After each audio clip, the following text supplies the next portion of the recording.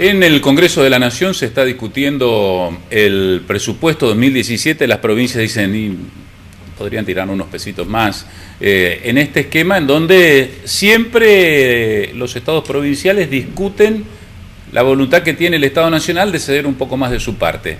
Uno de esos temas quedaría resuelto si se tratara definitivamente la coparticipación federal, materia pendiente desde 1994 cuando se sancionó la reforma constitucional. Con nosotros Walter Agosto, que es el titular de la consultora @fiscal. Walter, buenas noches. ¿Qué tal, Osvaldo? Buenas noches. ¿Hay espacio para empezar a discutir coparticipación? Al menos eso es lo que ha deslizado el Gobierno Nacional.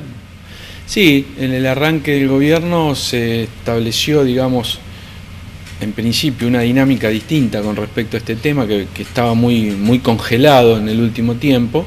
Pero bueno, lo que uno observa con el transcurso de los meses es que la idea de la reforma integral, muy necesaria por supuesto, va quedando un poco de lado, atropellada por las cuestiones de coyuntura. Entonces, lo que tanto gobierno nacional como gobiernos provinciales uno puede observar, están tratando de trabajar sobre líneas más específicas que puedan de una manera indirecta tratar de llevar adelante mejoras sobre el sistema general de distribución de recursos, ¿no? En el medio hay cruces como, por ejemplo, lo que sucedió con el fallo de la Corte Suprema de Justicia en torno de la devolución del 15% que se detraía para el sistema previsional, cómo se va a pagar, a quiénes se le va a pagar, quiénes generaron deuda, quiénes no. Bueno, ahí hay un punto central que es, de alguna manera, por supuesto a partir del fallo de la Corte que involucra a las 3 provincias que ya conocemos, entre las cuales está la nuestra, un punto central es de alguna manera recomposición de fondos provinciales, ¿no? Eso genera una mayor afluencia de recursos por la vía automática y en la actualidad se está pagando los 3 puntos porcentuales de los 15 para el resto de las 21 jurisdicciones. O sea, el gobierno acordó con las provincias, y eso ya está ratificado por una ley, que va a empezar a devolver el 15 en 5 años. Obviamente los gobiernos pretendían una devolución mucho más rápida, pero es lo que finalmente se terminó acordando, y es lo que ahora, en este momento, el resto de las jurisdicciones están empezando a percibir. Por otra parte, el gobierno también, ya que no devolvió el 15% completo, porque es muchos recursos que deja de percibir ANSES, ofrece también ahí una línea de financiamiento para las provincias que no fueron beneficiadas con el fallo de la Corte, como para tratar de compensar esa falta de devolución total. Pero claramente siempre hay demandas por más recursos, por mayor federalización en la distribución de los recursos, y de hecho lo hemos estado viendo entre ayer y hoy, donde hay un grupo de gobernadores justicialistas con diputados y senadores que están planteando otros puntos adicionales para tratar de mejorar esa distribución. ¿Sobre qué criterios debería empezar a discutirse? Hay que discutir primero la coparticipación primaria, si es 50-50, si es 60-40, creo que esos son los niveles ahora, 60 nación y 40 provincia. ¿Sobre qué ejes y cuál sería un punto de equilibrio? Bueno, yo creo que hay 3 puntos. El primero que nosotros tenemos que considerar es que la ley de coparticipación dice que todos los impuestos son coparticipables, excepto los provenientes del comercio exterior, para ponerlo de manera sencilla. Por ende, nosotros tenemos que conocer cuál va a ser el futuro sistema tributario argentino. Claro. Entonces, y el sistema tributario argentino también requiere cambios. Si no, es una discusión que estamos discutiendo cómo vamos a distribuir, pero no sabemos bien qué vamos a distribuir. Un ejemplo, hoy los gobernadores están planteando la coparticipación plena de lo que se recauda por impuesto al cheque, porque hoy solamente se coparticipa el 15%.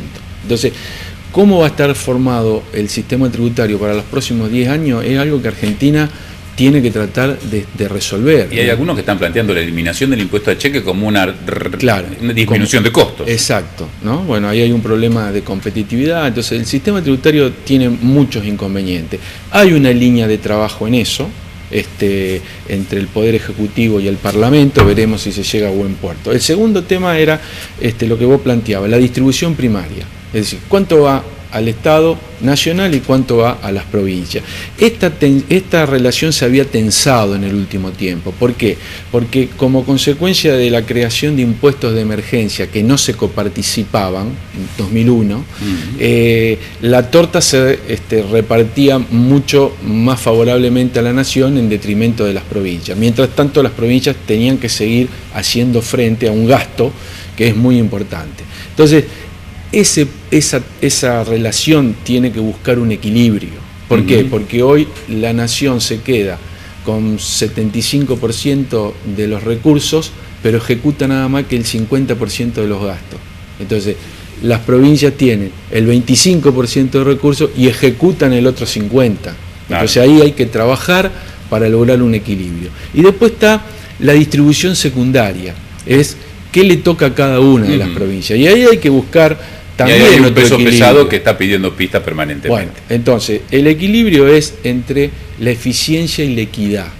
¿Qué quiere decir? Que no podemos matar la gallina de los huevos de oro, es decir, quitarle todo a las provincias ricas, que son las que generan, porque si no nos quedamos sin nada para distribuir. Y acá estamos hablando de la Pampa Húmeda. Claro, Santa Fe, pero Córdoba, pero por otro lado tenemos que atender que hay provincias que tienen muy poca riqueza y muy poca base tributaria, y por lo tanto este sistema de coparticipación tiene que redistribuir también ahí. Entonces es un tema esencialmente político también, buscar esos equilibrios.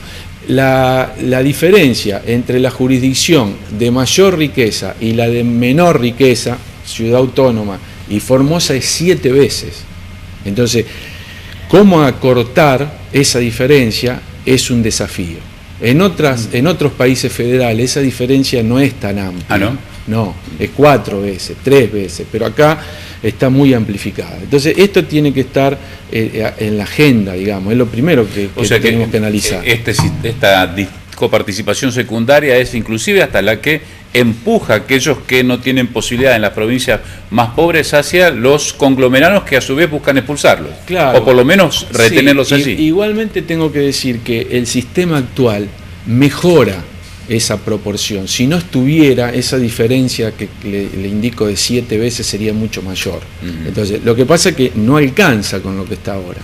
Y ahí uno de los temas que hay que resolver previamente es el que usted mencionaba, el de la provincia de Buenos Aires. La provincia de Buenos Aires ha quedado de alguna manera desfinanciada como consecuencia del congelamiento del fondo del conurbano. Entonces, bueno, obviamente ese es un tema que hay que analizar, porque en definitiva termina siendo un problema de todo el país, no es solamente de la provincia de Buenos Aires, porque cualquier cosa que se modifique ahí le va a impactar al resto de las provincias, o de lo contrario lo tendrá que pagar el Estado Nacional. Está claro que la provincia de Buenos Aires ha quedado relegada en el reparto. No necesariamente habrá que reponer lo que está planteando sus gobernantes actuales, pero sí claramente es un tema al que hay que abocarse. Y la otra cuestión es el sistema previsional argentino, ¿no? Entonces también no olvidemos que desde hace muchos años el sistema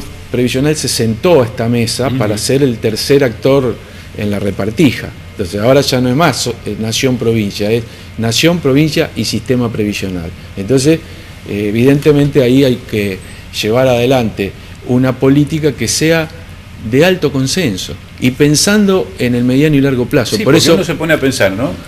Esto de la competitividad, de la eficiencia, de la reducción de costos, de tratar de que los ingresos compren más o sean más eficientes, y se está hablando, por ejemplo, en la provincia de una reforma constitucional que suponga la autonomía de los municipios, con lo cual también se tiene que entrar a hablar de recursos, sí, que se suman a la discusión ya sí, de los tributos nacionales y los provinciales. Sí, bueno, nosotros en la provincia siempre se ha caracterizado por por existir consenso con respecto a ese tema, ¿no?, de la autonomía de los municipios, inclusive en línea con lo que está planteado en la Constitución Nacional, pero claramente hay que ser cuidadosos en esas cosas, ¿no? Yo creo que es posible un mayor grado de autonomía estableciendo un marco adecuado en la coordinación. Imagínense que nosotros tenemos más de 300 gobiernos locales, o sea, si cada uno podría establecer una política tributaria independiente, esto sería un caos.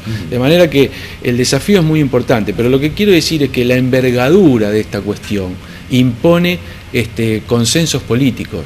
Si no, no es posible avanzar. Y también impone una visión de largo plazo, con lo cual estoy diciendo que estas reformas tienen que ser graduales.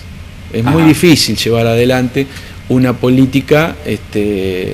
o sea, dictar una nueva ley de coparticipación, pero con etapas. Sí, por supuesto, que los cambios se vayan dando en el margen, porque si no va a ser mucho más complejo. Y además creo que hay otro tema que hoy está tirando para abajo, es la situación de recesión económica. Entonces todos estos cambios, cuando alguien tiene que perder en términos relativos con relación a otro, se pueden digerir de mejor forma cuando la economía crece. Cuando la economía crece, una fase expansiva, obviamente, crecen los recursos, crecen el empleo, entonces estas reformas pueden fluir de otra manera, pero claramente ese no es el escenario, ¿no? Así que habrá que ver cuando la economía argentina vuelva a retomar impulso, si es posible empezar a abordar estas cuestiones, ¿no?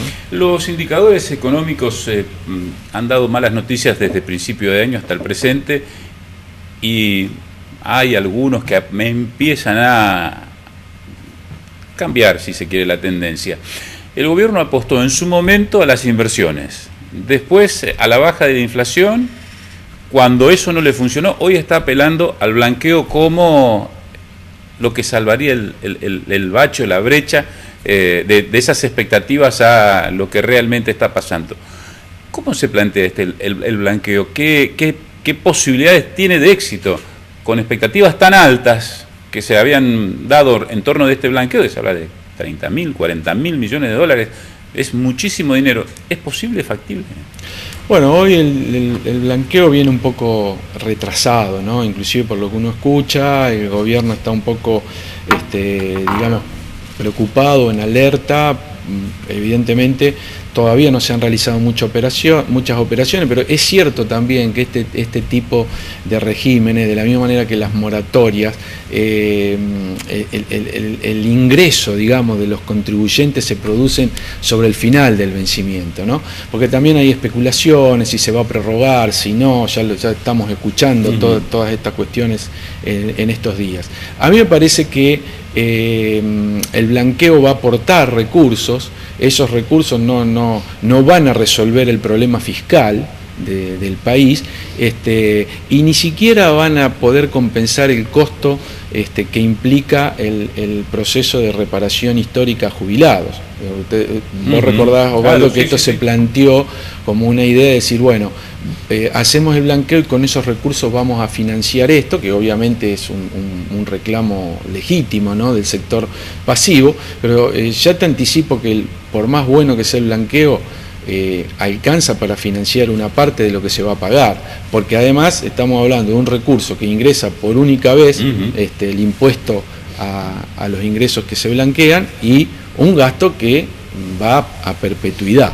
Entonces, independientemente de cuál va a ser el monto del blanqueo, yo creo que no hay que asignarle más expectativa de las que realmente tiene. Va a permitir compensar de alguna forma o mejorar el desequilibrio fiscal de este año y en parte el del año próximo, pero en definitiva no nos termina resolviendo demasiados problemas. ¿Por qué? Porque sigue siendo, aun cuando sean 30.000 millones de dólares, una parte muy menor de todos los capitales que argentinos tienen, y lo estamos viendo en la en medida el exterior, ¿no? en que se filtran cada vez más datos. Claro. Lo que pasa es que, bueno, esa apuesta el blanqueo y el tema de las inversiones no ha funcionado con la celeridad que el gobierno pretendía, y por otra parte tampoco se observa el crecimiento en la inversión interna de los residentes del país. Entonces es lógico, digamos. Ahora, que ¿no hay cierta lógica